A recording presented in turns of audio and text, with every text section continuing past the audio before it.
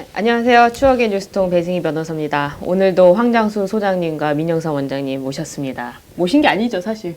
예. 우리 사무실에 오셨습니다. 사장님이란다. 소장님이 저희를 초청해 주신 건데, 그죠, 원장님? 그렇죠. 늘 감사한 마음입니다. 감사한 마음. 우리 황장수 TV가 계속 승승장구해서 구독자도 늘어나고 또 이 대한민국의 정책 결정 과정에 큰 어떤 그 지침을 주는 그런 아주 비판적인 대안의 목소리가 된다는 데 대해서 저도 나름 이제 자긍심을 갖게 돼가는 그런 과정들입니다. 감사합니다. 아니, 덕담을 또 누군가 보내주셨는데요. KTX 안에서 저희 방송을 보고 있는 그 장면을 몰래 녹화해서 저한테 보내주셨더라고요. 그랬었어요. 네. 어떤 분은 저기 종편에 나오는 어떤 이 변호사 출신, 경찰서장 출신, 어떤 분은 택시를 타고 가는데 택시 안에서 기사님이 이렇게 보고 있다가 자기도 봐라 그러더라 하고 이야기를 전해봤습니다. 어쨌든 많이 보고 계신다는 즐거운 소식이었습니다. 그 소식에 맞춰서 얼마 전이죠. 원전 신고리 5,6호기 건설이 다시 재개됐다는 결정이 나왔습니다. 원장님 어떻게 분석하십니까? 예, 이제 얼마 전 아니고 20일이죠? 네. 지난 20일 날 결론이 나왔는데 그래 보면 이제 3개월 전입니다. 3개월 전에 문재인 대통령의 말 한마디에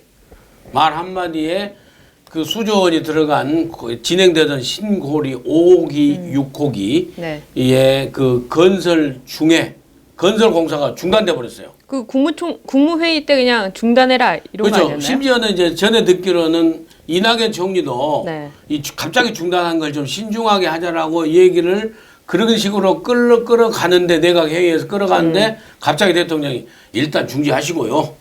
그래가지고 아주 멋스게졌었던 일이 저 새삼 기억이 납니다. 근데 아무튼 그래서 공론화 조사위원회라는 걸 구성을 해가지고 이제 그게 3개월 동안에 해서 결론적으로는 아무튼 좀 발달된 그 여론조사예요.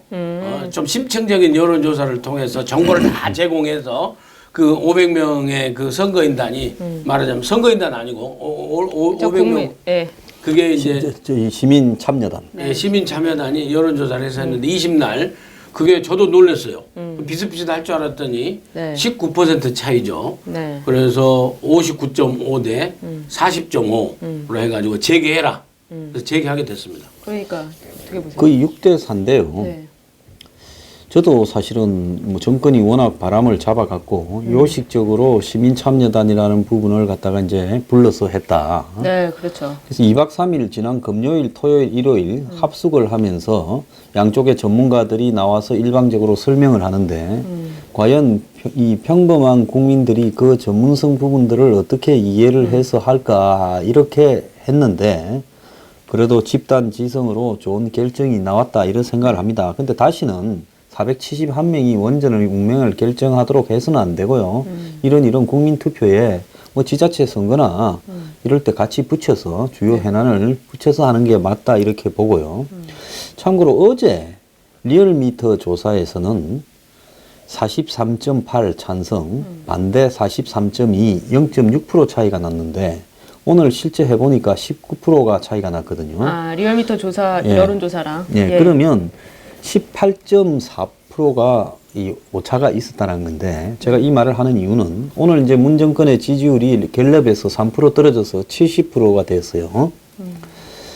자, 그런데 문 정권이 지금 하는 부분에 대해서 제대로 국민들이 인식을 하고 즉 이 원전에 이 시민 참여단처럼 지식을 많이 가진 상황에서 문 정권이 잘하냐 못하냐로 투표하면 지금 여기에 나타난 오차처럼 18.4%가 오차잖아요.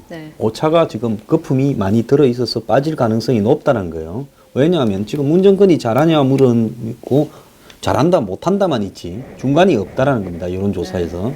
그래서 대부분이 한쪽으로 기울면서 문정권이 잘한다로 기울고 있는데 여기에 15%에서 한 20%쯤 되는 거품이 제가 볼 때는 있다고 보거든요. 그럼 이 거품이 언제 꺼지느냐? 문정권이 큰 실수를 한 두세 번쯤 할 때 한 1, 2주에 걸쳐서 한 15% 정도 빠질 가능성이 있다. 저는 그렇게 보고 있습니다. 네, 원장님. 근데 이게 지금 신고리 5,6호기 공론화위원회 말씀하신 대로 어떤 위원회를 설치했는데 어떻게 보면은 문재인 대통령의 공약사항을 지키지 못하는 거를 공론화위원회로 던져서 약간의 꼼수처럼 이렇게 반대 의견을 낸 거 아니냐. 뭐 이런 비난 아닌 비난도 있는 것 같은데. 근데 야당들은 지금 일제히 이제 그 비판을 당연히 하겠죠. 하고 이제 여당에서 또 감싸기를 하는데 제가 보기에는 그렇습니다. 이건 문재인 대통령이 무책임한 거예요.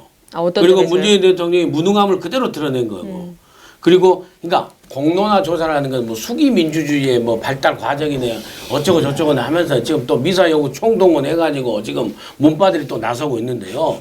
수기 민주주의를 할 게 따로 있고 그러면 아니 양심적 병역 교부한 것도 공론화 조사위원회에서 결정을 하죠.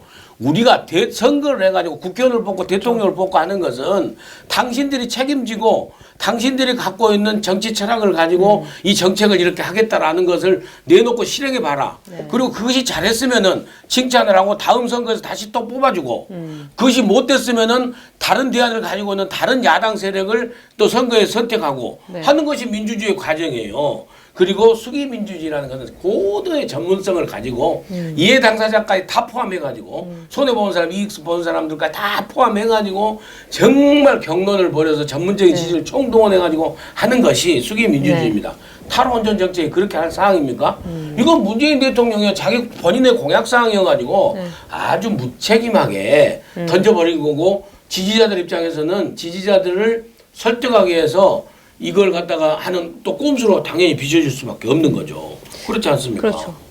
근데 오히려 어떻게 보면은 공론화위원회에서 당연히 문정권이랑 똑같은 의견이 나올 줄 알았는데 또 반대로 됐어요.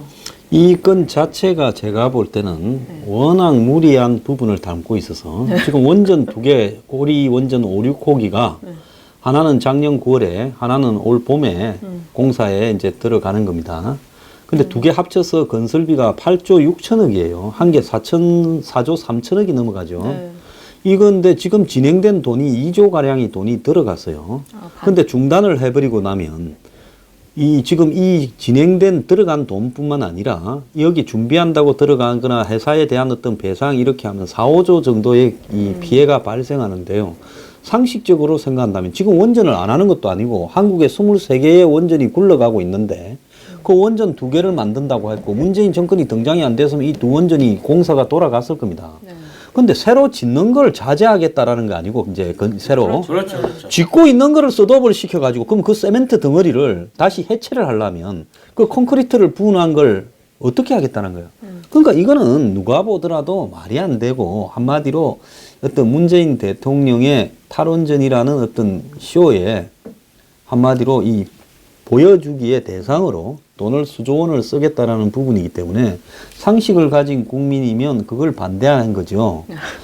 왜 토론을 하면 할수록 상식적으로 봤을 때 이거 내가 국가 세금 내 돈인데 내 돈을 몇 조를 갖다가 문재인 대통령의 그 이미지 때문에 그냥 날려버리느냐. 그걸 누가 찬성하겠습니까? 그 매몰 비용이라고 하잖아요. 그러면 처음에 자기가 말하지 않고 이걸 어떻게 했으면 좋겠느냐 하면서 국민의 의견을 물었으면 몰라도 자기가 그거 미세먼지 대책에서 탈원전 이야기해버리고 고리 원전 폐로 선언하면서 탈원전 이야기해버려서 이 지경으로 몰고 간 거예요. 자기 질러놓고 수습한 거란 말입니다. 그렇기 때문에 이 부분에 대해서는 상식을 가진 국민들이 정상적인 판단을 한 거죠. 그러니까 이번에 이제 그 공론화 조사위가 두 가지를 권고를 했는데 가장 중요한 공론화 조사가 구성된 것은 그 건설 중인 것을 중단할 것인가 다시 재개할 것인가를 결정하는 거고요. 그다음에 탈원전 정책에 대해서는 많은 국민들이 다 찬성을 합니다. 네, 그런 것 같더라고요. 아니, 시기의 문제지. 시기의 문제지 탈원전 정책으로는 당연히 그렇게 가야죠.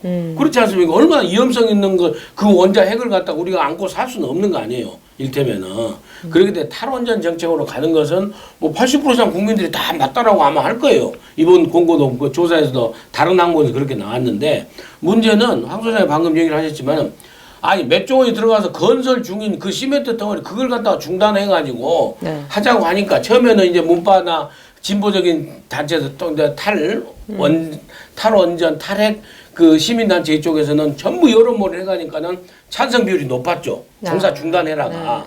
그리고 대선 공약이었잖아요. 그랬는데 이제 막 우리가 현실적인 여러 가지 상황들, 조건들을 갖다가 제시하고 전문적인 지식들, 그다음에 장기적으로는 탈원전으로 가되 이것은 아니다라는 여러 가지 그 합리적인 의견들을 접하다 보니까 시민 참여단이 이제 이렇게 압도적으로 이렇게 하게 된 겁니다. 그래서 문재인 정부가 자꾸 어떤 걸 뭐 여론몰이 가고 그러면 안 돼. 심지어 지금 그래서 야당에서는 그런 얘기까지 하더라고요. 저기 지난 3개월 동안 문재인 대통령 말 한마디에 온 국민이 이렇게 국론 분열이 되고 이렇게 됐는데 대통령 사과해라. 근데 저는 거기다 하나 더 붙여서요. 또 공론화 조사위원 하는데도 수억 원 들어갔을 거 아니에요. 아, 그러니까요. 그분들 차비 드리고 뭐 하고 공무원들 그 위원장부터 돈이 그 억을 좀 어디서 좀 구상권을 청구하든지 할 방법이 없나 싶을 정도예요. 아니 근데 허송세월 한 거예요. 허송세월 낭비. 근데 지금 여당에서는 할 말이 없으니까 수기 민주주의의 어떤 과정을 보여줬다. 합의를 이런 수기를 통한 하해적 합의를 존중한다 이러는데요. 원래 이 수기라는 말이 한국에 제일 먼저 등장한 게 야당에서 어떤 공천 후보 뽑을 때 무슨 공천 절차에서 수기를 해서 후보를 결정한다. 뭐 이런 배심원단 이런 이야기를 했었어요. 근데 이 양반들 어디서 뭐 정치학 그 원론이나 이런 데서 말 갖고 와가지고 붙이는 거 좋은데요. 우리나라 국민들의 숫자는 5천만 명입니다. 5천만 명 중에서 471명을 뽑아가지고요.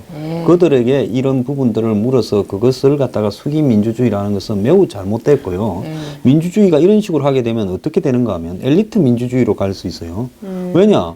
원전에 대한 부분들을 2박 3일간 설명을 해도 그걸 이해하지 못하는 이 교육청이나 이 노령청이나 이런 사람들이 있을 수 있어요.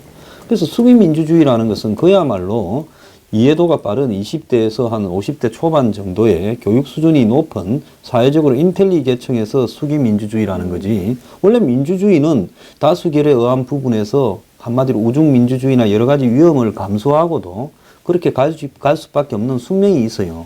그런데 마치 자기들이 이런 걸 갖다 다 계획하고 이렇게 하다가 이렇게 자기 뜻대로 안 된 것도 존중하면서 우월한 민주의식을 보여주는 듯이 이제 이런 것까지도 또 포장을 하고 또 타겟미니가 등장했는지 쇼를 하고 자빠졌는데 사람들이 좀 이렇게 되면 우리가 이렇게 공연한 일로 이렇게 무리를 빚어서 국민 앞에 죄송합니다 이래야지. 그러니까요. 누가 그랬대요. 당신은 그러면 응가할 때마다 수기민주주의 한 다음에 응가할 거냐 이런 이야기도 하고 있습니다. 아니 누가 그러면 그랬어. 아니 근데 민주주의 앞에 너무 많이 갖다 붙여요.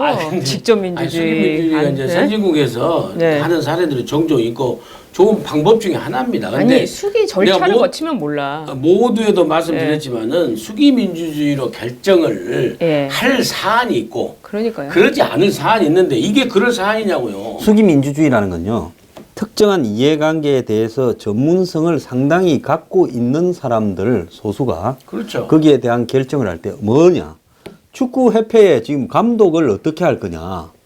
이럴 때 축구에 대해서 대한민국 국가대표 축구에 대해서 조예가 깊은 사람들이 한 뭐 예를 들어서 레드 응원단에서 한 10명, 축구협회에서 한 10명, 그렇죠. 뭐 그다음에 이 방송 스포츠 해설단에서 한 10명 이렇게 모여갖고 저기 신태용이를 자르고 히딩크를 데려오느냐 마느냐 한국이 월드컵 가서 꼴찌하지 않겠느냐 이런 거를 갖다가 수기민주주의지. 지적인 부분이 일치하지 않는 사람들에게 무조건 이 랜덤으로 뽑아서 수기민주주의 한다? 이거 웃기는 소리하고 자빠져요. 이게 민주주의로 지금 포장이 될 만한 거예요, 지금? 이 상황 자체가 지금? 정책을 나는 이런 철학을 가지고 이런 정책을 탈원전으로 이렇게 가기 때문에 여러분들이 좀 양해를 해 주십시오라고 설득을 하면서 그 정책을 수행을 하든지 아니면 내가 그렇게 생각을 했는데 이렇게 안 됩니다라고 하면 하다못해 국회라도 공을 던지든지 그렇죠. 국민의 대표기가 아니고 국회라도 던져서 국회에서 결정을 하도록 하든지 해야지 무슨 위원회 만들어가지고 이거 전형적인 보여주기 쇼 정치죠. 간접 민주주의를 통해서 우리가 선거를 하는 건데 지식백과 봐도요. 수기 민주주의라는 내용을 읽어봐도 일반 국민들이 이해가 잘 안 될 정도로 들었어요, 설명이 저는. 어렵습니다. 그러면 간단하게 제가 이야기를 하면요. 자갈치 시장에 번영회가 있어요. 회장이 지 맘대로 해. 회장이 그러면 손들어 해갖고 회장이 지 친한 사람들한테 약 좀 미겨놓고 상가를 새로 짓는다. 그러고 친한 사람들이 다 들어버리면 회장 뜻대로 되지 않습니까? 이러니까 상인들이 전체가 모여서 왜냐하면 상인들은 이해관계가 일치하잖아요, 다. 그렇죠. 관심도도 일치하고요. 이런 사람들이 모여서 한 2박 3일간 의논해보고 결정하자. 이게 수기민주주의예요. 개나 소나 수기민주주의. 5천만 국민들이 어떻게 수기를 해요? 5천만이 모일 때가 있어요? 일단 좀 정정을 하자면 471명이 과연 이해관계가 일치하고 어떤 지식이 일치하고 그러니까 공론회 위원회에 478명 아니에요? 71명인가? 1명인가요? 8명. 아무튼 뭐 이 양반들 다르기 때문에 어떤 수기 민주주의라고 말하기가 좀 부적절하다. 그러니까 문재인 대통령 다른 얘기로 넘어갈까요? 근데 문재인 대통령 보면은 저는 이제 헌법재판소장과 관련해서 헌법재판관에 관련해서 보면은 정말 또 어쩔 때는 엄청 또 밀어붙여요. 예? 그리고 또 어쩔 때는 또 딱 그 무책임하게 딱 피해버리고 그런 측면에서 이번에 헌재 소장 문제도 우리가 좀 잠시라도 좀 얘기를 해야 될 것 같아요. 아니 헌재 소장 오히려 되게 재밌게 됐어요. 대통령이 페이스북에 헌재 소장 대행 체제 지지하면서 뭐 어떤 죄송하다 글을 올리니까 그 다음에 바로 헌법재판소 재판관들이 모여가지고 의견을 발표하지 않았습니까?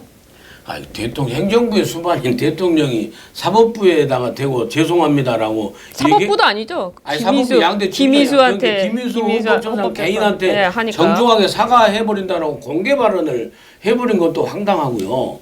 그다음에 이제 그 계속해서 헌법재판관의 뭐 재판소장의 임기를 빨리 정하라고 먼저 국회에다 또 압박을 하는데.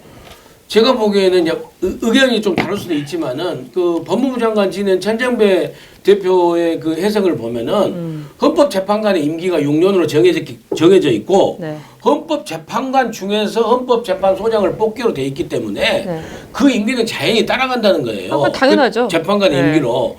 그런데 지금 청와대에서는 헌법재판소장 임기를 빨리 헌법재판소법을 고쳐서 정해주라는 거 아니에요. 그러고 나면은 헌법재판소장을 임명하겠다는 거 아니에요. 이 논란이 쉽게 이야기하면 뭐 때문에 생기는가 하면 헌법재판관 중에서 재판소장을 임명해야 되는데 기존의 헌법재판관 중에서 임기가 상당히 지난 사람들이 많죠. 그렇죠. 그래서 그 사람한테 이제 뭐 1년 남았다, 2년 남았다. 그럼 헌법재판소장을 그 사람으로 임명하면 이제 1년이나 2년만 하게 되는 거 아닙니까? 그래서 이런 부분인데 그렇다면 지금 현재 이제 이거 임명을 해놓고 그러면 1년 남았던 6개월 남았던 그 다음에 대통령이 국회에다가 헌법재판소장의 임기를 이번에는 다시 임명이 되면 재판관 다시 6년이 임명된 시점부터 연장이 된다라는 부분을 좀 국회에서 의결을 해달라. 이렇게 되든 안 되든 부탁해서 가는 게 순서지. 그걸 가지고 마치 자기들도 기존의 어떤 이 법률에 의해서 김희수를 임명했던 거 아닙니까? 그래놓고 이번에는 그것도 법이 정리 안 돼서 어쩌니 저쩌니 그게 말이 돼요? 근데 더 솔직히 얘기하면요. 어느 정부든지 간에 자기 입맛에 맞는 헌재 소장 6년 임기 보장해 주려고 하는 거예요. 그런 꼼수 아닙니까? 솔직히. 그리고 또 다른 편에서 이게 법률의 문제가 아니라는 주장도 있어요. 뭐냐면은 헌법재판관의 임기는 6년이라고 헌법에 규정되어 있기 때문에 말하자면 법률에도 있지만은 헌법에 규정되어 있기 때문에 헌법을 고쳐야 된다는 거예요. 일단 헌법재판소장의 임기마저도 이제 그런 주장도 또 일부 있어요. 근데 아무튼 헌법을 고치든 법률을 고치든 그건 고치는 건 나중 문제고 우선 헌법재판소장을 임명을 하고 하는데 거기다 사과해버리고 그 모욕을 당하게 해서 죄송합니다라고 하니까 그 미안해요 김희수 해가지고 또 글을 올리다. 그것은 무슨 문화혁명의 무슨 홍위병입니까? 대통령이 김희수 헌재 소장한테 정중하게 사과합니다 하니까는 모두 들고 일어나가지고 힘내라 김희수 이게 뭡니까? 그거 하자고 또 민주당의 대변인이 그 김빈이라고 대변인이 바람을 잡으니까 20분 만에 1등 됐다는 거 아니에요.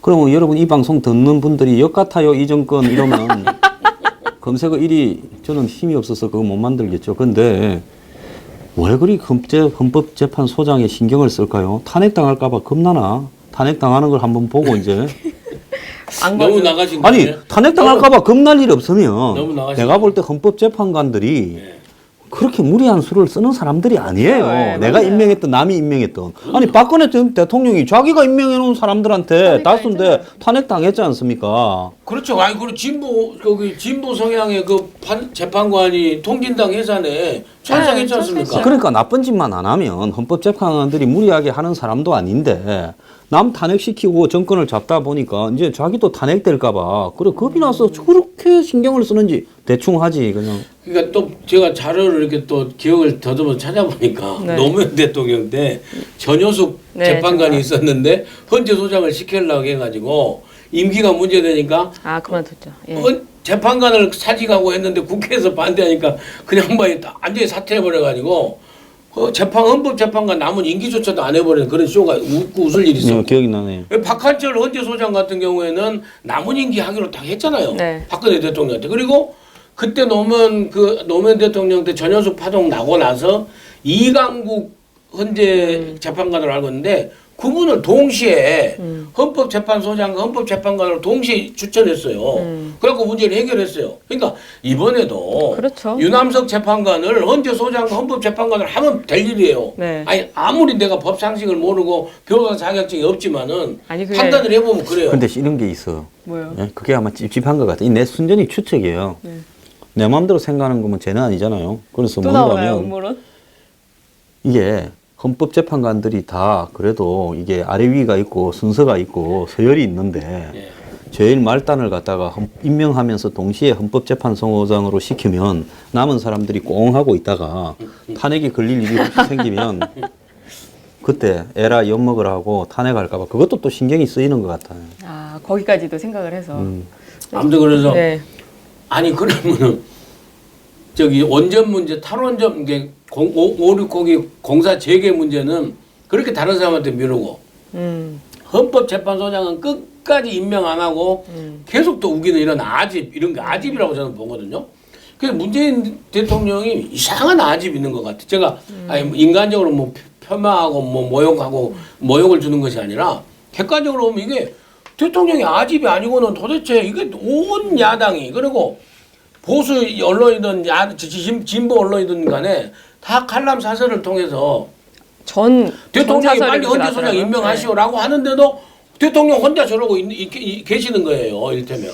대통령이 아집이 있으면 끝이 안 좋던데.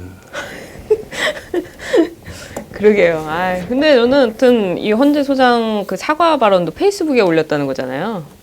대통령이 그렇게 자신의 의견을 페이스북에 지금 뭐 사실 발언할 많지 않습니까? 대변인들. 아니 한국의 좌빨들이 네. 트위터 하는 열심히 하는 저기 트럼프는 또라이라고 하면서 네. 페이스북 열심히 하는 사람은 뭐라네요? 아무튼 저는 그 자체도 좀 격이 안 맞는 것 같은데 근데 내용도 좀 그랬다. 근데 네.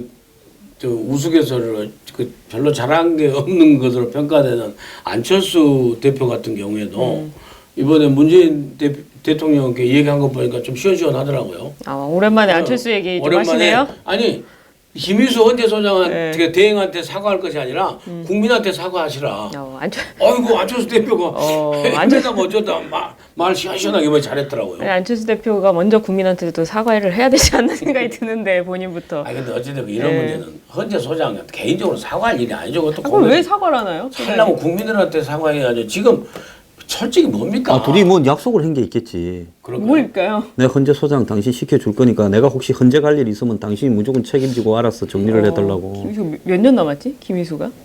아니요 내년 9월까지인가 봐. 아, 그런데 그럼 그 사이에 탄핵된다는 거예요? 아니 그런데 그렇게 안 됐으니까 약속을 네. 어겼잖아. 그러니까 사과를 하겠지. 그야 우리가 둘 사이에 뭔 일이 있었는지 모르니까. 네.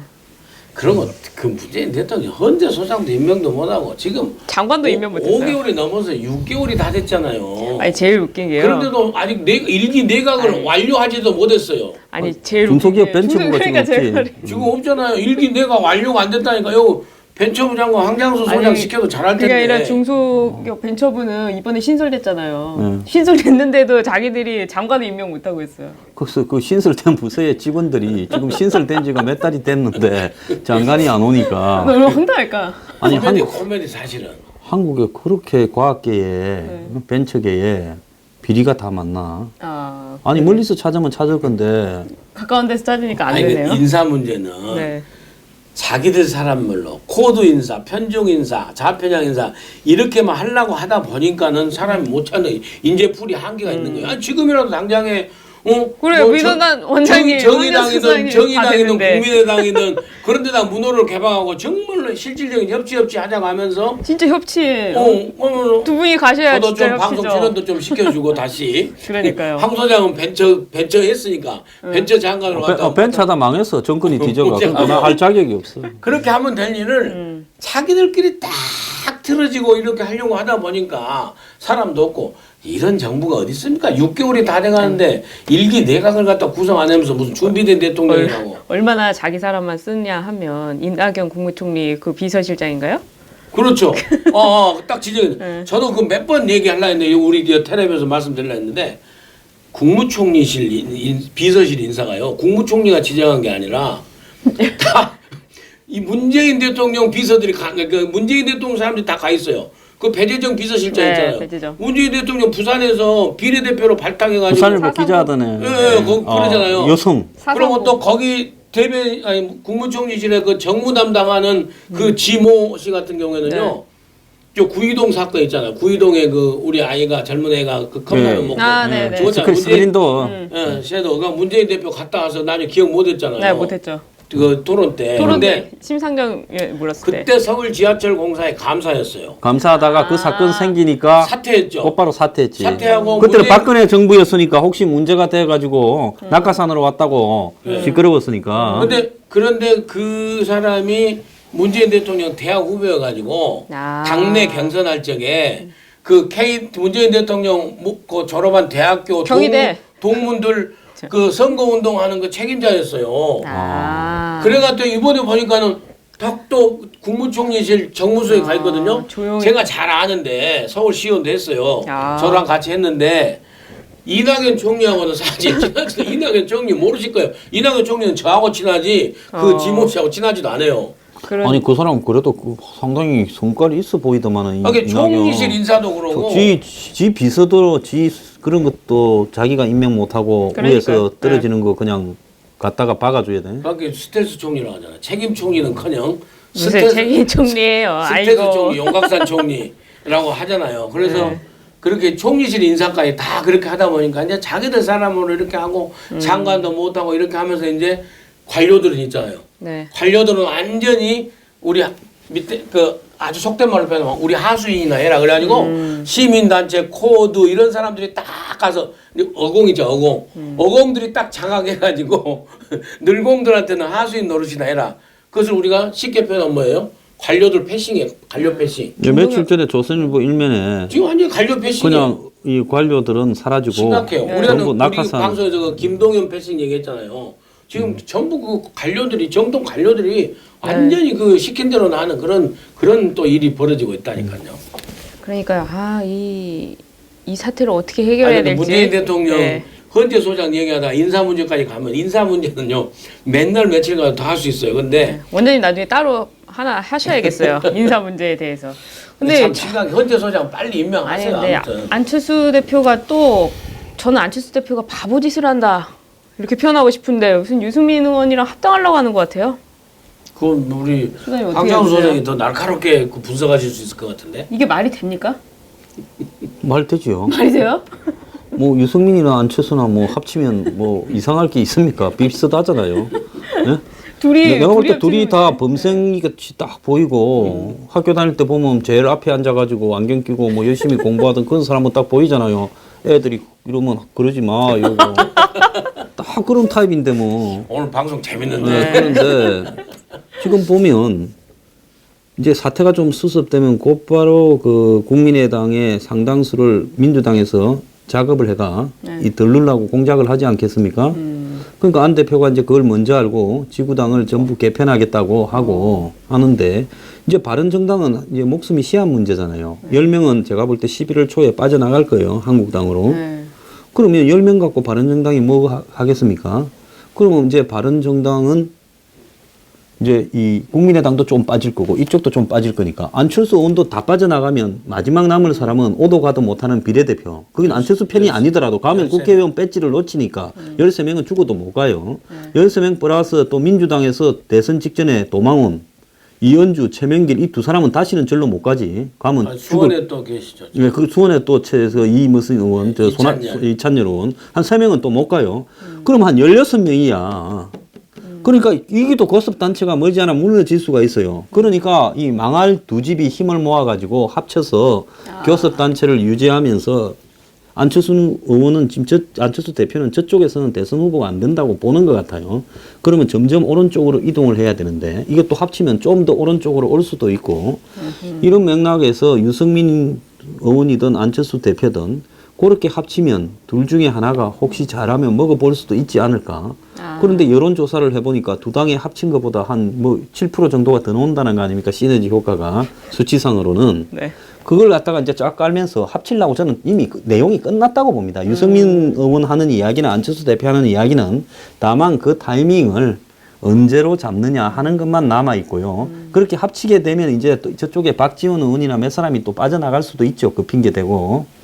그래서 그것까지 다 이렇게 생각을 하면서 총선까지 버티기 전략, 지자체 버티기 전략을 가고 그다음에 경기도지사 남경필 같은 경우에 깝깝하거든요. 제주도의 원희룡도 그렇고요. 지금 바른정당의 이 단체장이잖아요. 원희룡 인기 좋은데. 아, 그래도 또 정당이 그렇게 흡수가 지금, 되면 그러면 이제 네. 무슨 방법이 있냐? 이 둘이가 합치면 그래도 한번 해볼 만하다 생각을 할 수 있어요. 저런 부분들이 이제 그러려면 안철수 의원도 이걸 합치는 데 대비해서 지역구를 또 지금 다 뭐 백지 지금 수표로 하고 다 있더라고요. 사퇴시켜야지. 그런 거라고. 근데 저 기대하고 희망하고 예. 또 이제 망상 있잖아요. 망상 수준인가요? 망상은 해수욕장. 근데 나는 망상을 갖고 있는 게 유승민 의원 같은 경우가 좀 망상에 가깝다고 생각한 게 저도 아니 언론 보도를 보니까 무슨 보수 중도를 갖다가 헤쳐모여 해가지고 아예 신당을 아예 만든다 하더라고요. 그분은 그래서- 무슨 보수예요? 아니 그러니까 참네. 그러니까 그러면 뭐 유승민 의원이 헤쳐모여 해서 제3의 죄송합니다. 제3 신당으로 그 만든다. 이것은 좀 기대를 넘어서 이렇게 희망을 넘어서 망상에 가까운 현실적 진단이 아닌가. 저는 그렇게 보이더라고요. 이제 이렇게 생각하는 거죠. 사람들이. 짜장면도 맛있고 짬뽕도 맛있으니 네. 이 두 개를 섞어 놓으면 네. 이 반반으로 하면 얼마나 맛있겠냐 하는데 당은 반반이 안 되니까 짜장면에다가 짬뽕을 부어 가지고 먹으면 그 짜뽕탕 이름 들었다. 짬짬뽕. 뭐 좌우가 그게 맛이 있겠냐. 그래서- 그렇게 되는 건가요? 유승민이 보수에 뭐 개편을 한다고 하는데 이분이 무슨 아니, 보수에 뭐 개편을 할 만한 사람도 아니고 이론상으로는 가능해. 이론. 그리고 무슨 보수에 자기가 아이콘이라는 거예요? 아니 그 이론상으로 가는데 합리적 보수. 아니야 게다가 무슨, 다른 보수 무슨 개혁- 합리적인 보수입니까? 개혁 그분이. 보수의 예? 네 이제 그래서 보수 쪽에서는 이제 그 흔히 말하는 이 자강파하고 통합파인데 진짜 자강파 통합파도 통합파가 이제 웃기죠. 10여 명이 넘잖아요. 예. 10여 명이 김무성 의원을 대표를 중심으로 해가지고 이제 한국당으로 와야죠. 건너가 예. 버리니까. 그럼 그 건너갈 때 조건이 지금 최경환 하고 서청원 둘이를 제명을 시켜주라. 그거예요? 그 전제가 또 있지 않겠어요? 그래서 이렇게 열심히 서둘러서 빨리 하려는 거 아니겠어요? 근데 만약에 이제 오늘 네. 그 둘이 제명하는데 실패하면 김무성 어떻게? 근데 이제 그 의원이 그건 약속이 아니잖아. 조건에 또 이제 박근혜 전 대통령에 대한 그 제명? 당적의 문제가 네, 당적, 있잖아요. 정리. 근데 네. 그래서 김태흠 친박이라고 분류됐던 김태흠 의원도 얘기했지만은 이쯤 되면은 박근혜 전 대통령도 본인이 좀 이렇게 의연하게 좀 이렇게 탈당하고 그렇죠. 그렇게 해야 그 보수 진영이 좀 갈 길을 찾는 어떤 그런 데 기여하는 거 아니겠어요? 아니, 저는 근데- 그렇게 해석을 하는데 끝까지 또 탈당 안 하려고 하고 또 굉장히 거기에 배신감을 느꼈다는 거 아니에요. 그러니까 지금. 그런 데다가 네. 또 홍준표 대표는 또 이것도 저러지도 못하고 시간 질질 끌고 그냥 여름날 축 늘어진 개 혓바닥 마냥 찜 늘어져가지고 뭔 하지도 않고 또 미국 갔다 와서 할지 어쩔지 모르겠는데 빨리빨리 좀 해서 한국당은 제대로 보수의 길을 가고 또 정의당은 정의당의 진보의 길을 가고 네. 민주당은 민주당의 길을 국민의당은 국민의당의 길을 가고 가는 것이지 지금 다 망하려가니까 협찬다고 그러고 지금 또 안철수 대표가 제가 좀 야박하게 들릴지 몰라도 제발 야박하게 아니, 하세요, 원장님. 지지율이 안 올라가니까 또 어떻게 합당해 보려고 이게 지금 이거 부리는 거 아니에요. 안 그래요? 그러니까 비밀 여론조사하고 안 그렇지 않습니까? 그러니까요. 그러니까 안철수 대표가 당대표 돼가지고 지지율을 15% 20%까지 올린다고 장담했는데 안 올라버리니까 관심이 없어 사람들이. 안 올라버리니까 네. 지금 그렇게 하는 게 아닌가 생각이 들어서 좀 아쉬운 대목은 있어요. 그런데 일단 정통의 길로 가고 정체성을 유지하고 확실히 가야 돼요. 네. 그러니까 어찌됐건 간에 다당제의 국민의 뜻을 20대 총선 민의를 반영하는 다당제를 주장하면서 국민의당은 중도 개혁정당으로 가겠다. 하늘이 두 쪽 나도. 그리고 안보는 내가 좀 더 오른쪽으로 가겠다. 이렇게 딱 확실하게 국민의 얘기하고 제가 생각할 때는 이 국민의당 안철수 대표 지지율 5% 저는 낮지 않다고 봐요. 아 맞아요. 예. 5% 이거 유지하고 있다 보면은요. 올라가죠. 금방 15% 20% 돼요 또 일 되면은. 그렇죠. 주식 같은 거죠. 하고 있으면 올라가는데 팔아서 문제죠. 아무튼 오늘 굉장히 길어졌습니다. 저희가 좀 초과했는데 오늘은 여기까지 하고 또 내일 2부에서 발언하겠습니다. 감사합니다.